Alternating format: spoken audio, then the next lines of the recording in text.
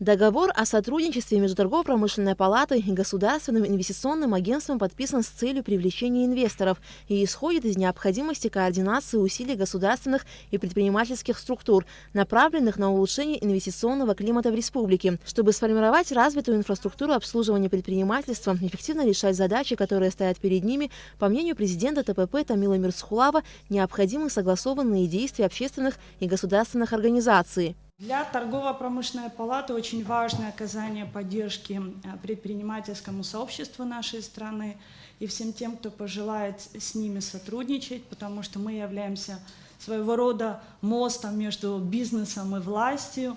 И сегодня у нас есть с вами обоюдное желание работать вместе. Для этого мы готовы оказывать всяческую поддержку. Это не только в обмене опытом, информацией, но и уверенно привлекать представителей наших организаций в различные рабочие группы, в различные, возможно, зарубежные командировки, а также по организации разных мероприятий, связанных с приемом бизнес-миссий, прибывающих в нашу страну.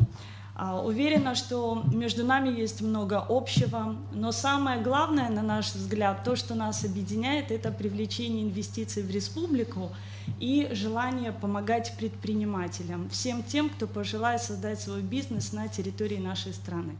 В рамках подписанного соглашения ТПП и Госинвестагентство намерены взаимодействовать сразу по нескольким направлениям.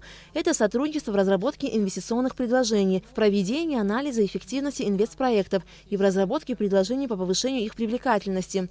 Кроме того, стороны будут взаимодействовать в вопросах внешнеэкономической деятельности. Подписание соглашения между нашими организациями позволит объединить возможности государственного учреждения и торгово-промышленной палаты в совместной работе с инвесторами, с предпринимателями, позволит нам решать уже конкретные проблемы, открывать какие-то новые горизонты, новые возможности развития, предметно и точечно.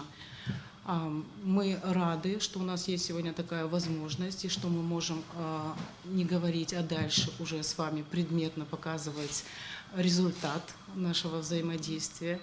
И я убеждена, что подписание нашего соглашения, наше тесное взаимодействие, наша дружеская, комфортная обстановка позволит нам достичь нашей общей цели – процветания республики.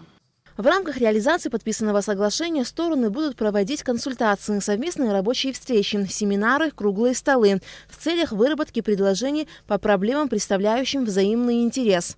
Алика Трапшина, Алагухава, Абхазское телевидение.